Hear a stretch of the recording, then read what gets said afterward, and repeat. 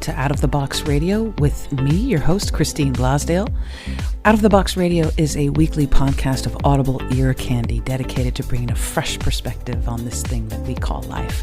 And each and every week, we're going to be diving into the topics that matter most with lively conversations on issues such as health, wellness, and transformational healing, all with the goal of creating a better world and becoming a happier human being. I will be your tour guide for this epic adventure, and each and every week we're going to be embarking on a journey with the ultimate goal being transformation to our highest potential. And now, let's get out of the box.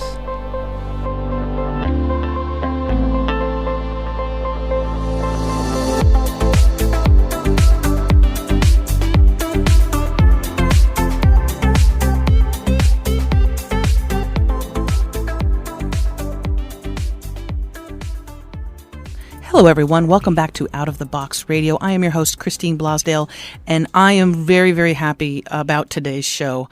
I don't know about you, if you're suffering from the same situation I am, but I'm guessing you are, because probably 99% of the population has this particular set of issues. And my guest today is going to illuminate us about the core problem and what we can do to fix it.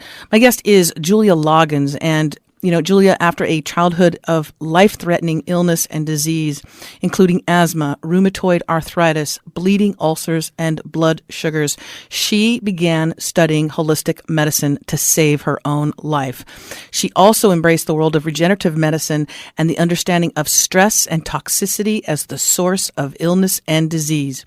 JULIA Loggins is the author of Detoxify Your Life, and this is a great title too, JULIA. It Takes Guts to Be Happy. I love that title. That title alone, your publisher must have loved you. Did you self-publish? That was me. Yes. God, you're brilliant. Oh, anyway, I want to welcome to the show, to Out of the Box Radio, JULIA Loggins. Welcome, JULIA. Thank you. Thank you so much for having me.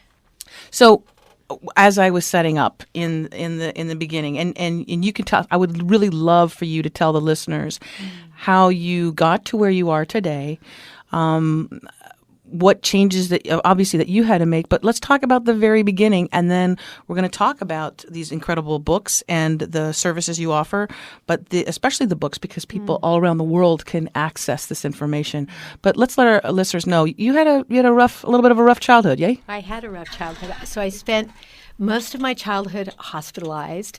From the time I was a year old, I had asthma, life-threatening asthma. And I was born in 1955, so I'm a bit older than you. And just a little. a little.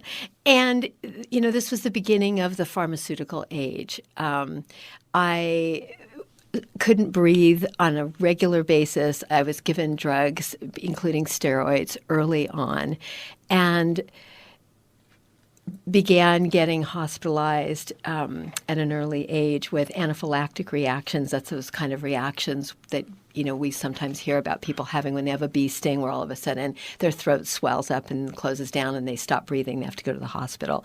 So this was my childhood. And because of all the medications that doctors would give my parents to what they thought was help me stay alive, these drugs kept shutting down one organ after another. So by the time I got to be an early teenager, the doctors told my parents that I wouldn't live to be 17.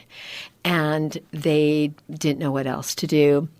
Went to one doctor after another. I had one organ shutting down after another. So I had bleeding ulcers from all the medications. I had the rheumatoid arthritis. I had migraines. I took basically what asthma medication is speed. So I had insomnia. I had all sorts of emotional issues. I had huge blood sugar ups and downs. Nobody knew anything. This is the 60s. So diet, nobody told my parents anything about maybe she has an issue with wheat, milk, sugar, and wheat, milk, and sugar was the diet in the 60s. Yeah, it was. That was a standard American diet. That's what everybody was eating. And my mom, bless her, was excited to not have to cook food fresh like my grandma did. So she was excited to be able to buy a fruit cocktail and frozen vegetables that had TV dinners. TV dinners. So as I'm falling apart, and feeling like during that period of time that there just wasn't going to be much hope for me. There was a woman in our neighborhood that everybody thought was the town kook, and she went to a medical doctor in Pasadena that gave her. I remember him giving her desiccated liver and things that were called health food. And she talked to my parents and said, I know this, you may think it's crazy to visit him, but we've all heard the prognosis about Julia, and maybe you'll consider trying him. And his name was Dr. Robert Pottinger. His family was very famous for doing the Pottinger cat studies, which is the first family in medicine to start researching environmental toxicity and what it was doing. Wow. And this was, nobody talked about environmental toxicity in those days. And that I was a canary in the coal mine and I was reacting to everything. And we all know now that the things I was reacting to, the poisons I was reacting to, are actually poison. And they do actually affect all of us, no matter how healthy and strong we are. Mm-hmm. Some of us who are very, very sensitive just reacted sooner, and I was one of those people. So we went to Dr. Pottinger, and he looked at me, and he said to my parents, if we don't get her off of all of these drugs, she'll be dead in a year. And they said, it's the drugs that are saving her life. And he said, it's the drugs that are killing her. And we're going to take her off of wheat, sugar, dairy, all preservatives, all food colorings. He gave me food allergy tests and discovered there's only at the time 5 things I wasn't allergic to. My immune system was so whacked out that I had become a universal reactor. So I was just reacting to everything. And in fact, I'd had 2 death experiences, and my 3rd death experience was in his office where I stopped breathing, and I remember leaving my body. I'd had an anaphylactic reaction to a allergy test he was giving me.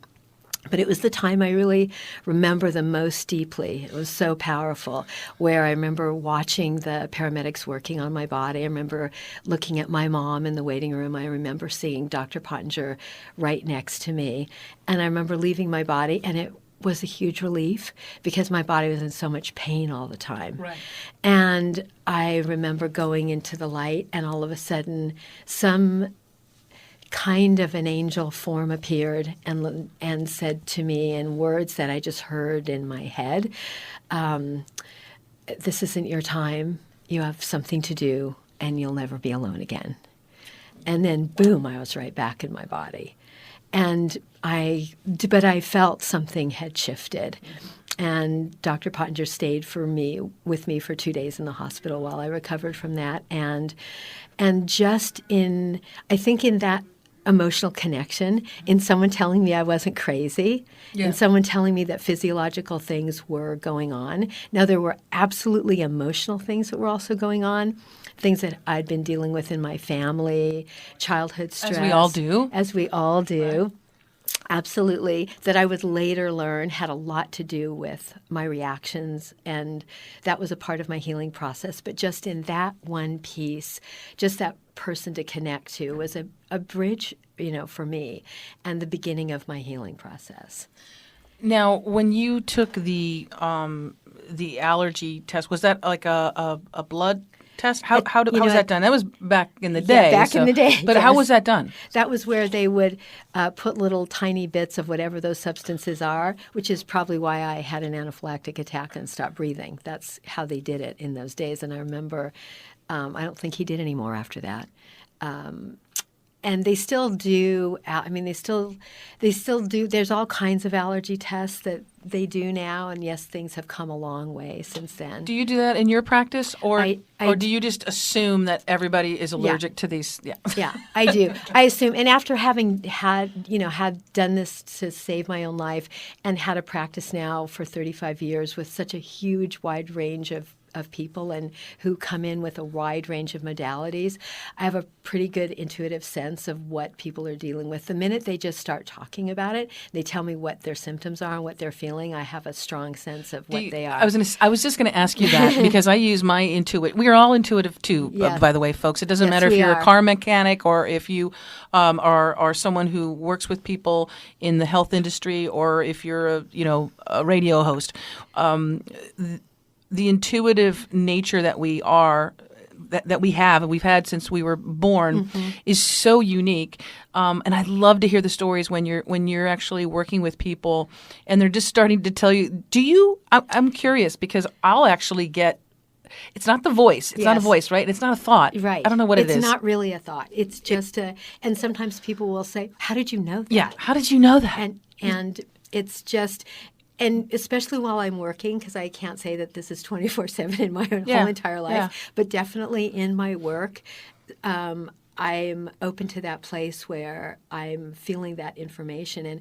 And because my work is so often one-on-one and it's a very intimate connection, I really feel like the person allows me, gives me permission to kind of come into their space. Yeah, they trust you. They trust me, and that's my job, is to set up an absolutely safe space. Because so much of what goes on in the gut is where we hold all our pain and all our past wounds and sexual abuse. Girl, tell me about it. Yeah, all the pain, all of that is here. So, the gut. The gut. The gut. We don't talk about the gut. We never, even medical doctors, I mean, my goodness, they do all this training and everything, and they have very little education and training in nutrition. Yes, and, very little. And in the gut, on the intestines and all of that. So one of the books, one of the titles of your book, is such a great title. It Takes Guts to Be Happy. I want you to venture, and now California is different than the rest of the country. Yes. And I would say, America is unique compared to the rest of the world. But would you say that the majority of people walking around on the planet have some sort of dysfunction or issues related to their guts? Oh, absolutely. And in my practice, I have even healthy young people, which I love more and more because they're so sensitive and they allow themselves to feel what's happening instead of just getting to where they're like us adults who just push through it and go, "I'll be fine." That's right. I'll be fine. I'm supposed to be strong. I can't be weak. So I'll take me as a case. A relatively healthy, but I am when I'm in crazy work mode. I have zero time, so I'm stressed for time. Right. I'm just stressed in general. My sleep patterns are way wacky off because the love of my life is in another country, so we have the time zone thing, so I don't get a whole lot of sleep. I crave carbohydrate. I crave crackers, chips, crispy, crunchy things that are not carrots, okay? I crave it. I do. I crave it. And I try and I stay away as much as I can. And I can even for like a long time, if I'm doing some type of a juice cleanse or something like that, the moment I put in my mouth a piece of anything that has wheat in it, and and I love pasta, I love garlic bread, I love it all.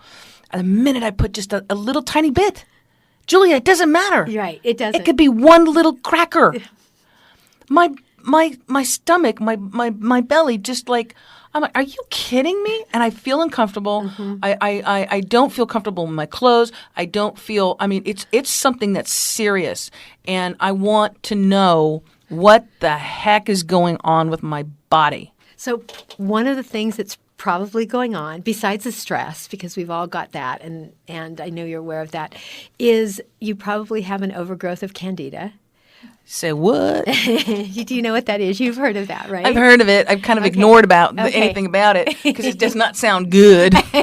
Okay, so tell me about this overgrowth of Candida. Okay. So Candida is a yeast that we all have in our bodies, and we can have too much of it, so it's out of balance because we have a little of everything. We even have cancer cells in our body. Yes, exactly. It's when they're out of balance that's the problem.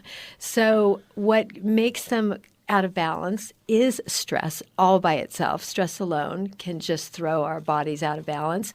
And if you've ever had antibiotics, as a kid, I think. As a kid, yes. But just the stress of regular mainstream life, plus all the toxins that we're dealing with on a regular basis, that is just because of the environment that we live in, and because we live in basically Stone Age bodies that haven't mutated to the way the world has mutated in the last 150 years, especially even the last 25 years.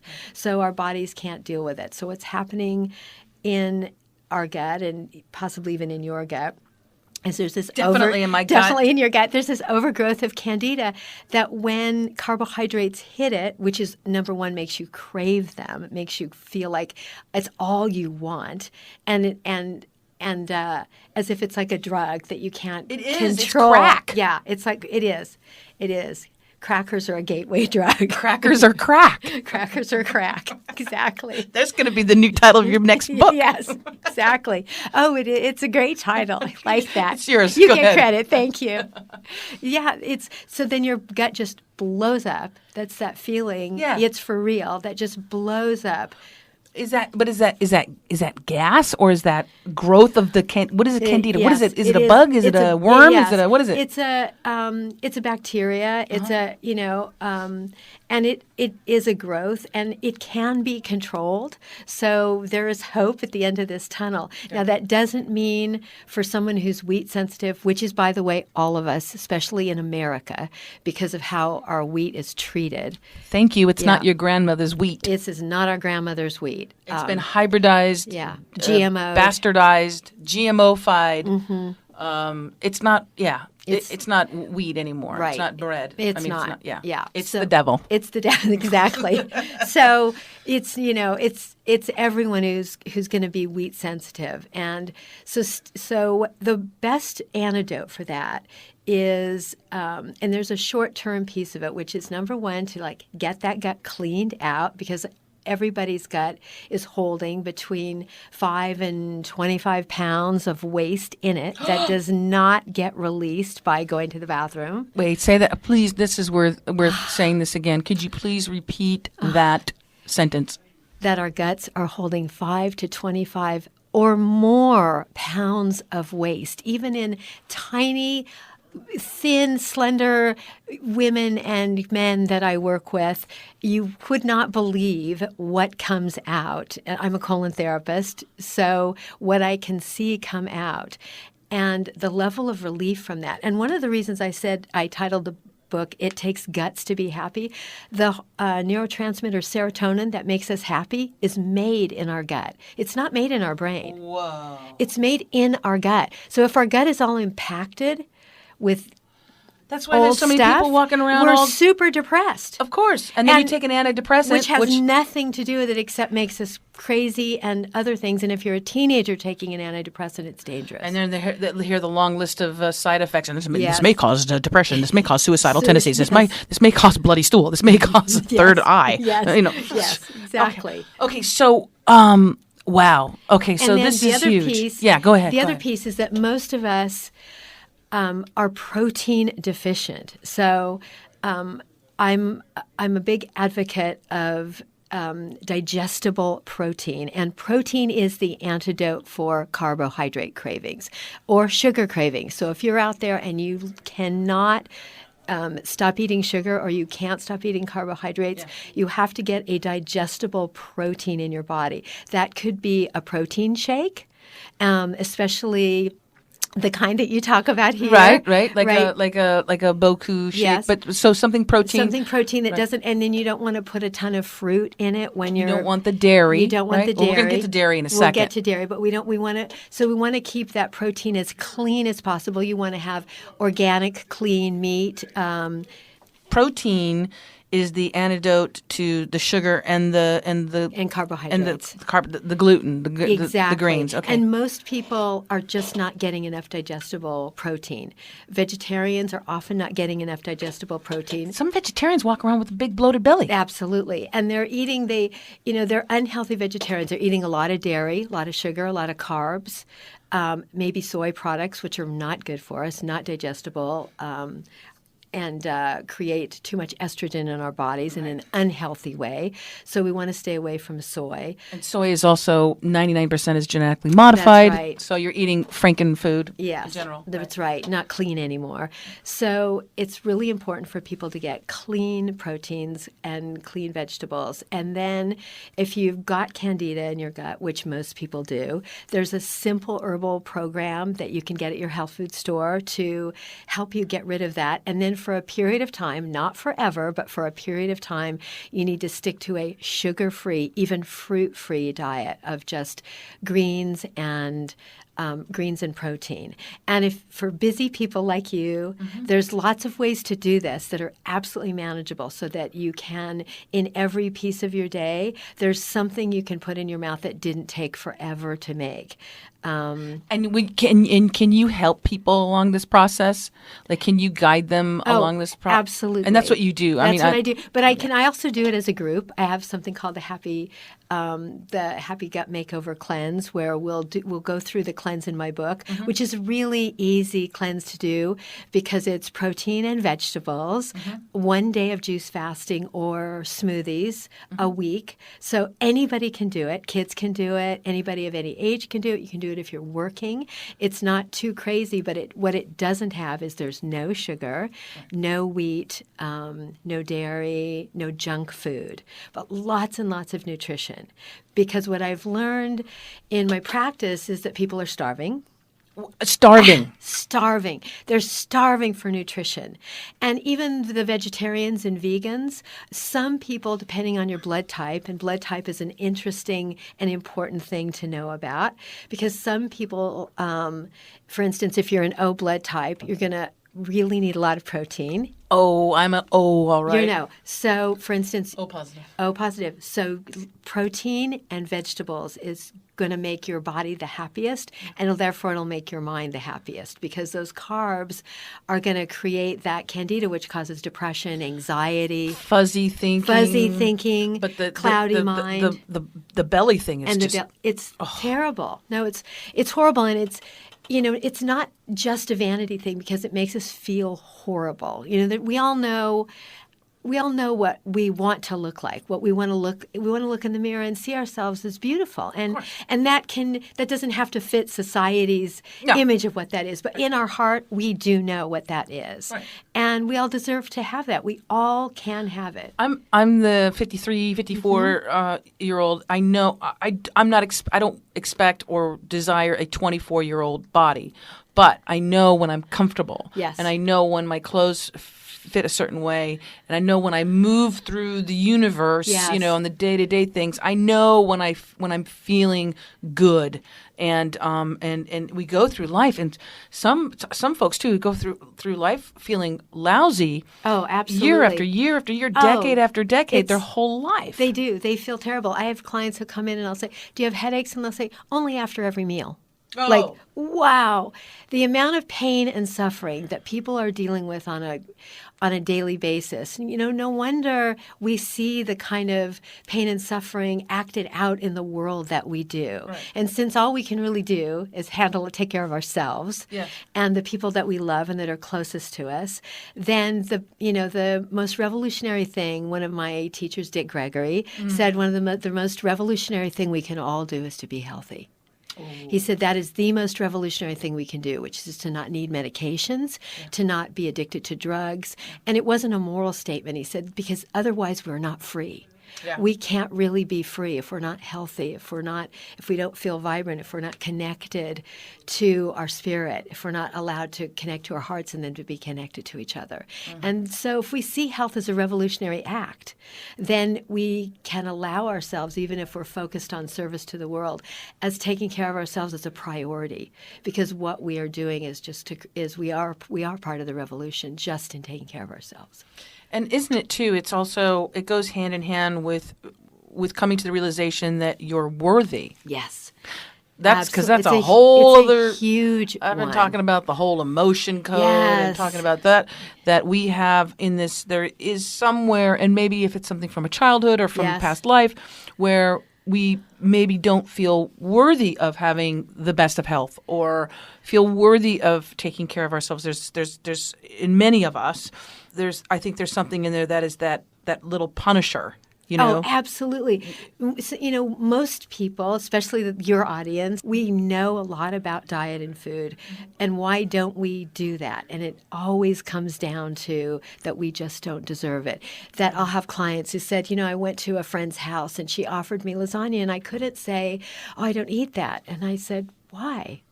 You could call her before and say, this is how I take care of myself. This is what my body needs. Yes. And anybody that loves and cares about you is going to be understand. completely comfortable with that. And not only that, you model for someone else that they get to do that same thing. Right.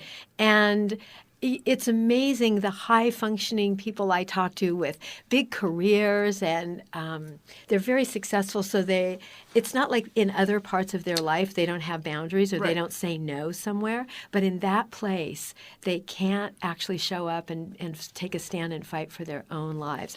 Well, isn't it also? It's early modeling behavior because I'll just take something from, as a child. When I was a child, when I was not feeling well, when I was sad, my grandma would either take me to McDonald's and I'd get a chocolate shake, Right. okay. Or it would be some type of comfort food. Come home from a long day of school, what would be the first thing would be cookies and punch or something, Yes. right? So there's sugar and then there's the carbs or the wheat. So we are, and even when it's somebody's birthday, you celebrate their birthday with sugar, in a cake or something like Yes. that. But those are all things that are, I think, also childhood rewards. Yes. If you do well, we'll give you a candy. Even if you go to the doctor when you're a kid or the dentist, they give you a lollipop, right? Yes. The sugar. Yes. Sugar. Let's talk about sugar. Yes, let's talk about sugar. Because sugar is also crack. Yeah, Sugar it is crack. Sugar is now science is really seeing it as one of the main sources of cancer. Sugar. Sugar. And cancer loves sugar, doesn't it? Cancer loves sugar. So, and one of the things we know because of the level of toxicity that we live in, we can't control that, is that sugar is, if there's any one thing it's that we've got to get out of our diets, it's sugar. And it's that detrimental. And to all of the clients that I work with who have cancer, there's no sugar. And yet if you go to a regular hospital, and see a room of people on chemotherapy, there'll be bowls of sugar around. How incongruous is that? So the amount of retraining and reframing that we do, which is, I think one of the things I've loved so much about doing the Happy Gut Makeover cleanses is to be doing it as a group, because we all need so much support doing this. Yes. And I think that idea that we should be able to do this alone, I mean, it's only eating, right? No, it's been ingrained in It's us. so deep. Yeah. It's so deep. And it's emotional. It's emotional. And we're really, in just doing something as simple as not eating things that are bad for us and eating things that are good for us, it's such a big statement to do that allow that to ourselves on a consistent basis, that we need a huge amount of support to do that. And then we also need support to get the toxins out of our body that are going to come from detoxification, which happens when you stop eating sugar, you stop eating wheat, stop drinking large amounts of alcohol, cut down your coffee consumption, all of these things. So now what's going to happen to all of these toxins? They're floating around in our bloodstream. They can't come out. Why can't they come out? Because our livers are doing this incredible job of trying to keep us alive. And how they do that is they slow our metabolism down. They slow it way down. The older we get, the slower they make it. And it does that because if it was moving as fast as it did when we were kids at high metabolic rate, then all the toxins that can't move out of our body would be circulating in our bloodstream. They'd be moving into our organs. And our liver is trying to keep us alive by just slowing that toxic process down. How do we change that? We start cleaning our colons. The colon is the gateway to the liver being able to cleanse. So even though colon cleansing is really important to clean out that 5 to 25 pounds that's sitting in your gut and does not make you feel very good, it's really the liver that we're allowing to open and to move. We want it to toxins from the rest of our body to flush. Well, and when you talk about the colon too, I know so many people who have suffered a lifetime of the SAD diet, right? Yes. The standard American diet, Yes. SAD. And I actually lost my father to colon cancer. It got to a point with him where it had, and I don't know if it's the thing about maybe some men, men of my father's generation, where he wouldn't see a doctor. Yes. He, thought everything would be fine. I got a little heartburn or whatever, and he was extremely overweight. But, there's so much that is associated with the colon. And again, in relationship to the gut and our intestines. But what I find, especially in this country, we have a weird thing about the butt. Oh, a very big weird thing about the butt. We have a weird thing about sex. We Yes. have a weird thing about our bodies. We have, and it's very, it's in certain countries. I think that we have. I don't want to say that we're anally retentive, but there is some issue about that. Can you talk about that? Oh, there it's is. a podcast. You can say anything you want. Yes, so. no, there is. I mean, the amount of kids that parents tell me are constipated is it's just gigantic. And adults, and when I say constipated, that means you're not going to the bathroom 2 times a day. Oh. So I'll have a client come and they'll say, how often do you go to the bathroom? Well, once a week, and my doctor tells me that's normal. Oh. Okay, that's not normal. No. That's not okay. That's toxic. That's toxic. And we do have a very weird thing about the butt in our world and in America, which is why I think I think in a way we can turn that. We can make lemonade out of that, because if we know that we have that big of a thing about it, then when we open ourselves up to kind of making friends with that and doing colon cleansing and learning to do things like coffee enemas and getting playful and making each other laugh about things like that, then we're not just releasing all those toxins, but we're also releasing all the emotional weight that goes with that. So we can make something wonderful out of this process. Yeah. And it's the same with sexual abuse. It's like if all we can do is just shed light on it, hold each other through it. And this is the area for people, men and women, that have had sexual abuse. They're going to have colon issues. They're going to have constipation issues. They're going to have all kinds of it's going to cause bladder infections, yeast infections, everything, because there's a shutting down of that whole part of the body. Is that also with like repressed anger? Absolutely. So like let's say you're a child and you want to express your anger, but you don't because maybe you're fearful that your parent will retaliate or you'll get punished. So you clamp down, you hold on to it, right? My goodness, there's so many. Oh my goodness, there's so many things involved. Yes, sadness. I mean, most of us were not raised by parents that allowed us to express emotion. Yeah, right. We weren't allowed to be sad. We weren't allowed to be angry, especially girls aren't allowed to be angry. Right. Boys aren't allowed to be sad, so they're allowed to be angry, and we can see where that's going. Toughen up. But if we can use all of this as a way back to finding ourselves, and that's what I see my work as. So even though it seems to be focused on these organs, it's really about freeing ourselves up. And when we do that, guess what? Our health comes back. Right. Our bodies are so amazing. Yeah, and they heal. They regenerate. I mean, my body regenerated. The doctors told me I would never have children. I have 2 gorgeous kids that I had at home. Didn't vaccinate them, breastfed them. And I can see in raising them, what it's, they love salads, they love natural foods, they they just weren't raised with the kinds of diet that I was. And what did my mom know? It was the 60s. Right. She was just doing what people do in those days. Right. But we can do better. And so now if we just kind of push ourselves a little bit past our comfort zone and embrace some things that there's still some taboos around, like I said, like doing coffee enema, cleaning our colon. And even now, because now that I'm talking about protein, I'll notice that that sort of pushes into how vegans and vegetarians feel about things. Right. But I love just throwing it all up and going, okay, what really works for you? Right. And everybody is different. There's right. no one way, at least in my experience, no one diet that works for every person. But one thing that you can say is that there are certain things that people should stay away from. Doesn't matter. Absolutely. So let's sugar is one. Yeah, let's go at this point. Let's talk. And folks, if you're just tuning in, aren't you lucky? My guest today is JULIA LOGGINS, and she is the author of Dare to Detoxify, and It Takes Guts to Be Happy, a 21-day cleansing plan to heal your belly and recharge your life.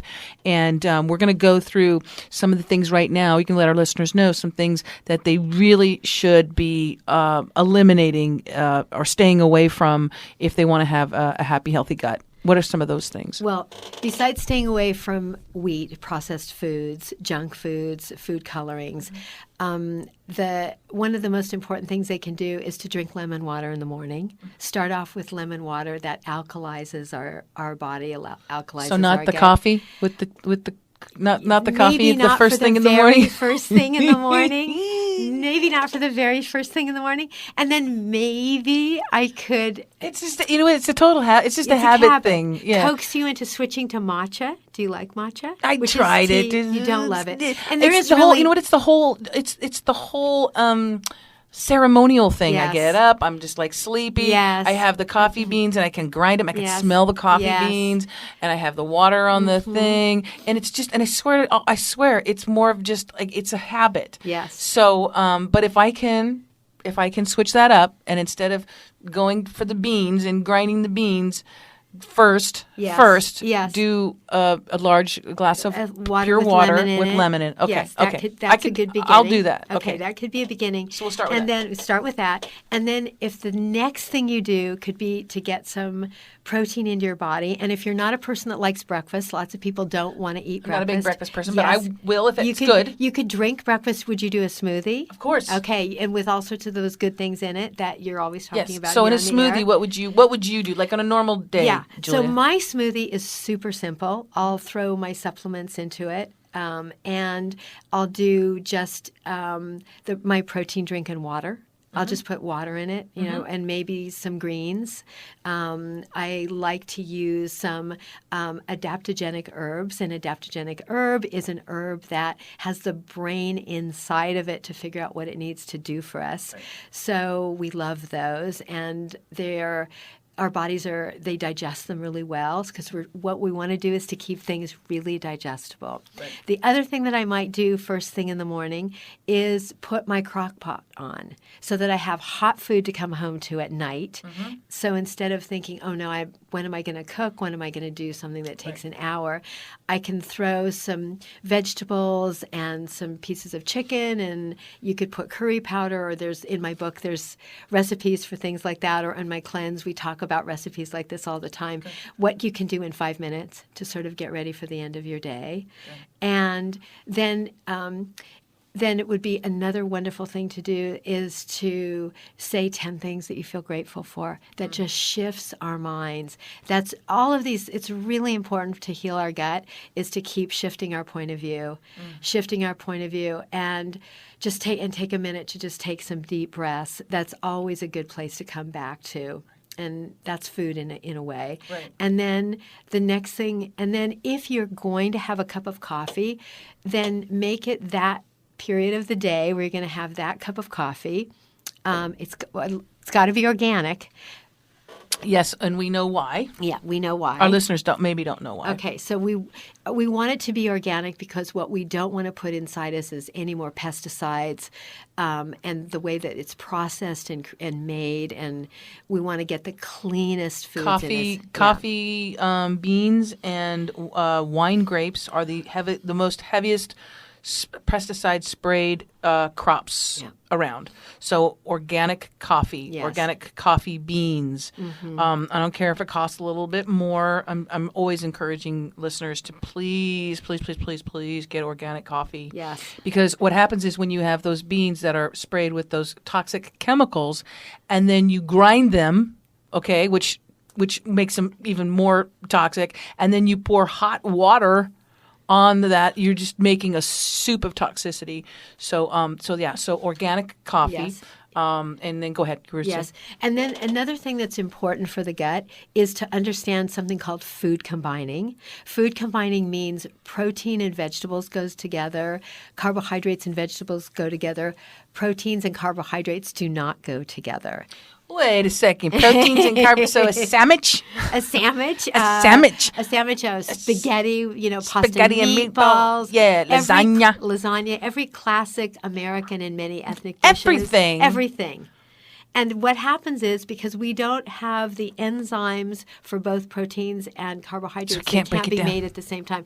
So then what happens? It's just a lump in our gut. Yes. And we gain weight and we feel terrible. Like glue. And our blood sugar crashes. Yes. And then we just crave those things all over again, right? And then we can even develop allergies to them. Right. So what we want to do is learn about food combining. There's a food combining chart in my book, but it's easy. Once you do it enough, it becomes really easy. In the beginning, when it seems complicated, it's good to have a food combining chart on your refrigerator scanned into your phone. And so that the other thing that I find people can get enormous benefit from is taking food enzymes. So food enzymes are a very simple product that you can get at your health food store, and it has all the enzymes that your body naturally makes. So the most important enzyme that we're looking for, and the one that we are the most depleted of, especially if we're over 40, although these days with as much stress as kids deal with, I would say it's everybody over 20, is hydrochloric acid. Our stomach makes hydrochloric acid. That's what digests protein. If we're over 40, we're probably not making it at all. So what happens with food is it's not getting digested. And then it doesn't matter how healthy we're eating, we're not digesting our food, and that's a lump in our stomach. Right. That can throw our acid-alkaline balance off, and even that can cause a yeast infection, just that by itself. So food enzymes with each meal can make an enormous difference in your digestibility, in your blood sugar levels, and in your mood. And through your practice, you have all of this stuff too, don't you? I sure do. Yes, you do. Okay, so some of the things to stay away from, right? Yes. We had the gluten, the wheat, the carb, those carbs, sugar, because again, that's the devil too. Yeah. We didn't. You can have stevia. Which is I can't stand stevia. What about monk fruits? Have you tried monk fruit? I haven't really. Monk fruit powder? I haven't tried the monk fruit powder. Or Lecante? As you can buy it. That's one of the names Lecante? it's sold over. Yeah. Yes, no, because the thing with stevia, because everybody's like, when I've tried, different powdered drinks and things like that, I always look just like with anything with aspartame. Yes, that is also that aspartame is the devil. That is the devil. It is evil. But I will. It's an excitotoxin, folks, and it excites your brain cells to death. Yes. But what I'll do is I'll look and it says stevia on it. And I'm like, there's an aftertaste that I can't stand.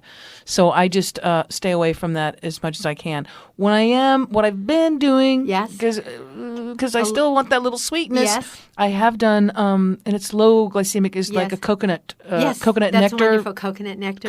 Agave is also not bad. Agave is a little sweet. It's a little sweet, but coconut nectar is better. Yeah. I know it's not super sweet, but it gives me just a little something. Yes. So Well, try the monk fruit. You might like that. Okay. It's a zero glycemic. So we got, we're getting limited here. Yeah. Okay, so we have no gluten. Yes. No dairy. No cow dairy. So if you're going to have some dairy, go for the goat. Goat.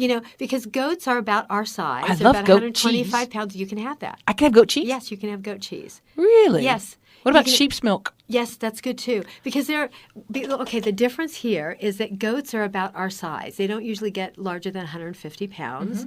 Cows, 2,000 pounds. So the makeup of that milk and the makeup of and the way it's processed. Forget that. Pus milk. Yes. They say pus milk.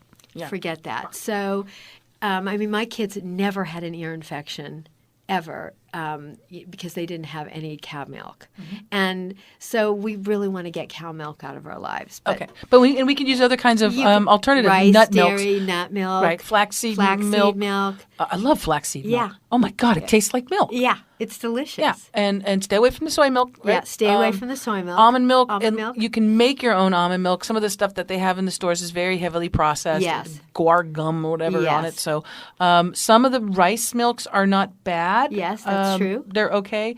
The coconut milks, again, they add a little bit of extra stuff in there sometimes. But all of these would, no matter how processed they are, would still be a better choice than milk. Than cow's milk. Than cow milk. Still be better. Okay, so we got the cow's milk, the sugar, the processed wheat, the junk food, and then what?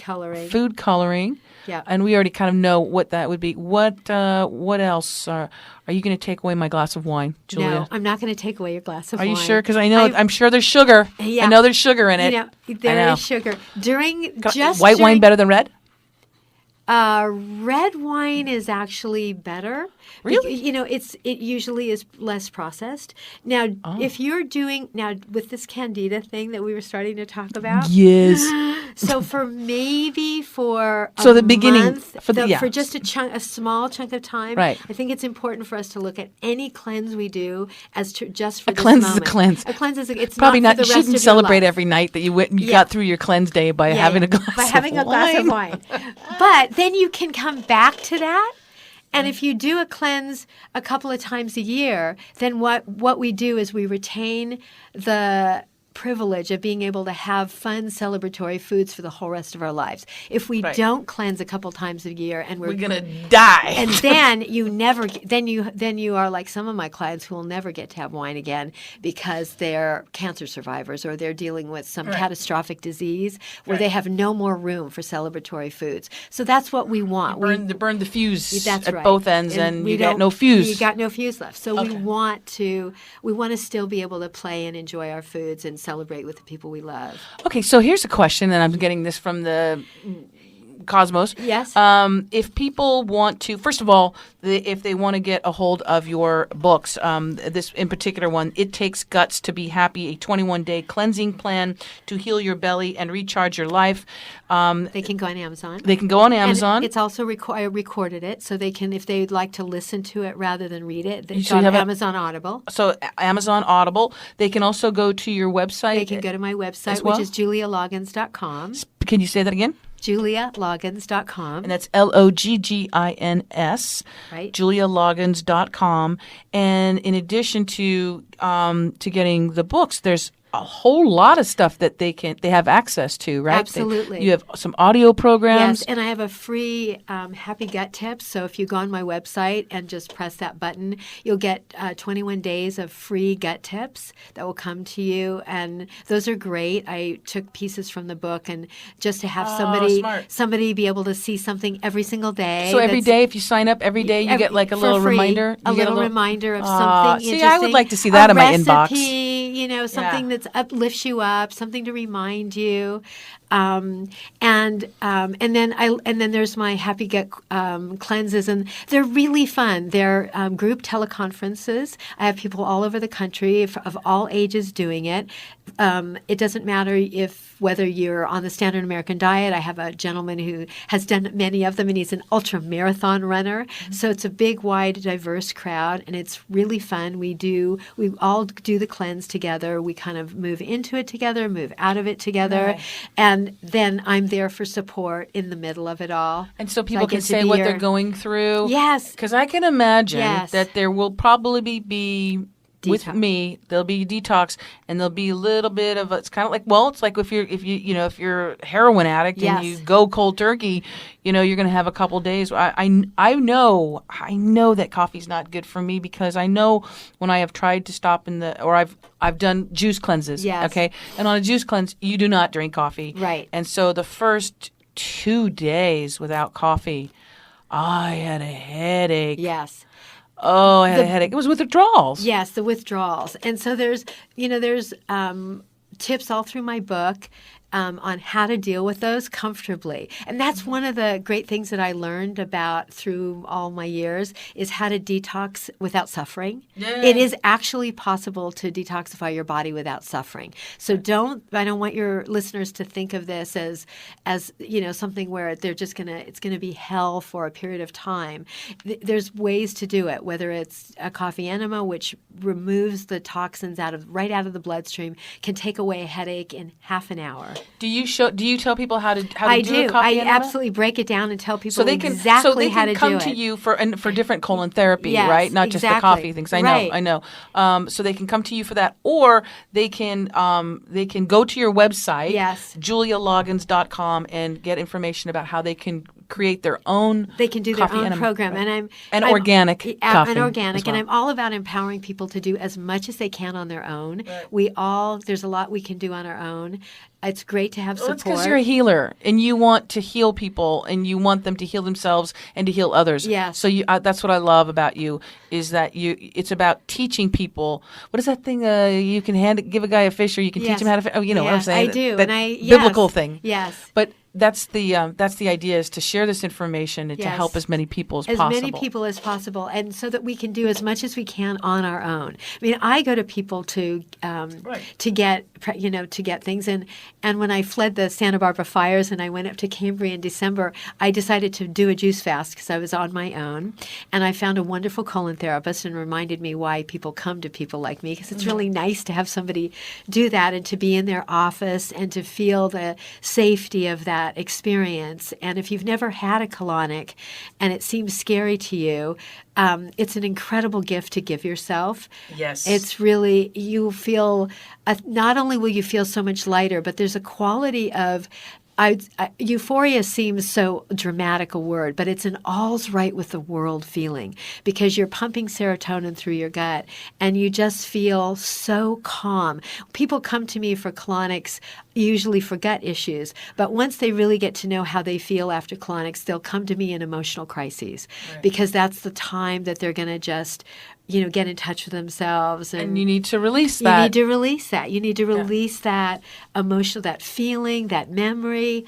Okay, so here's a question. So if I were to begin Yes. the 21-day cleanse, okay? Yes. If I were to begin that, do I start off with a colon cleanse? It's the best way to do it. It's the most comfortable way to do it, and you suffer the least. Right, and it starts you up. You go, oh my God, that feels so much. I feel so great. You start off with a huge win, Right. and you sort of have that feeling like, I'm not going to put trash back in this body. I just cleaned out the garage. Right. I'm not going to put. I'm not going to park up. And also, I feel really good about myself. Like, you feel kind of like, how you do something when you've done something really wonderful for yourself, or you feel really good about yourself, and that's something that it lets you hold on to that throughout that whole period, and so it's a great way to begin.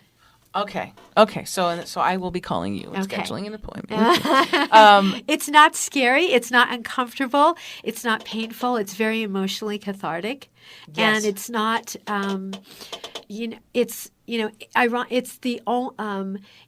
something that can also be done before a colonoscopy. You don't have to drink that horrible, yucky stuff that they give you. You can come to a colon therapist. It's actually AMA approved. Are you serious? I'm serious. It's an AMA Because approved procedure. my doctor it's that time thing when they're Yes. like, you have to have it done. You have to have it done. And what it was that because I had it done years ago.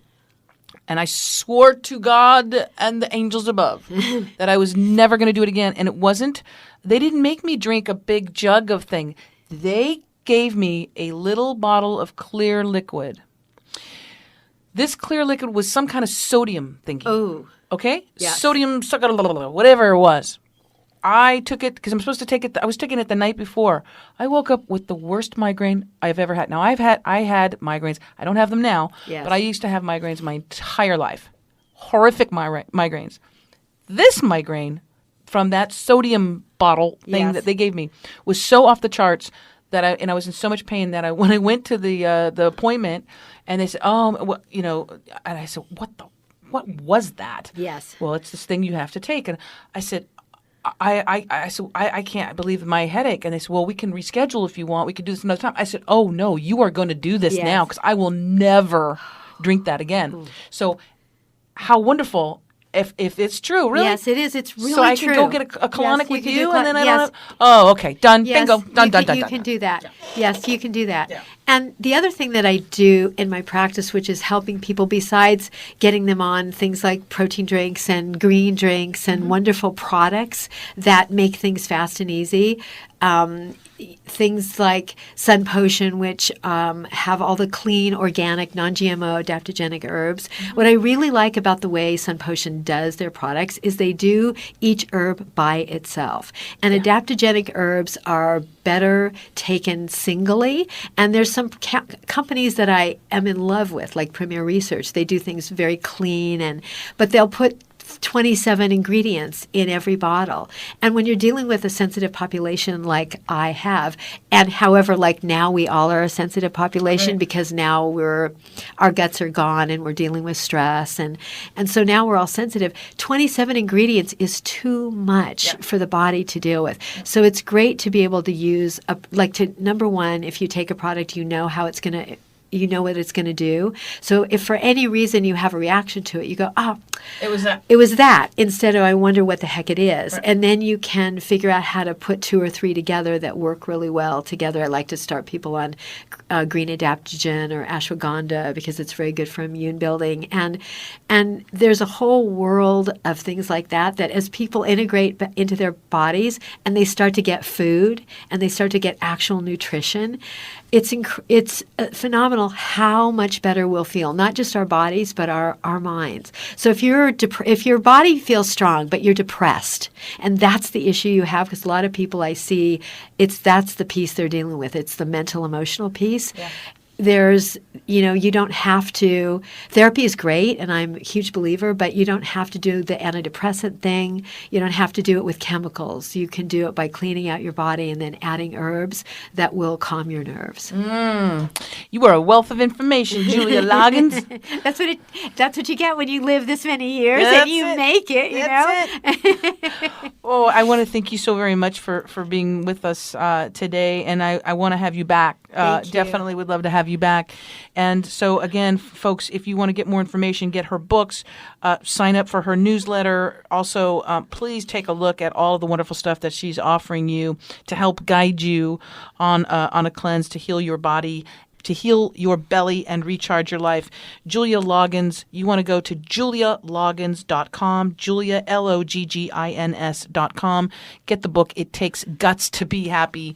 And also while you're there, also pick up the book, Dare to Detoxify. I dare ya. I dare ya. Thank you again so very much. Thank you. Any final words you want to have for the audience, or any ways that they can reach you other than the website? Be brave and do one wonderful thing for your body today, whether it's to be grateful, to be calm while you eat. If you're struggling and you feel like you've done absolutely everything there is to do and there's nothing that can help you, I promise you there is, because I have been you. So go to my website. There's a lot of free things there, and there's hope. Thank you so very much, Julia. I appreciate you. Folks, please do check her out, julialoggins.com. I want to thank you. I want to thank you, the listener, you for listening. Thank you so very much. And if you want to make sure that you never miss an episode, you can always subscribe to the podcast at iTunes or iHeartRadio, or better yet, I highly suggest to you that you subscribe to the YouTube channel, the Out of the Box Radio YouTube channel.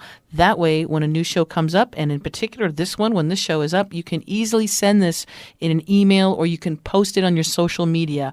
That is the best way to share this information about Julia and the work that she does and the information that is available. And again, if this does not apply to you, but I know it does. If it doesn't apply to you, you know this will apply to somebody else that you love and care about. Let's definitely share this information as much as we can. So until next week, I want to remind you to always think outside of the box. Bye for now.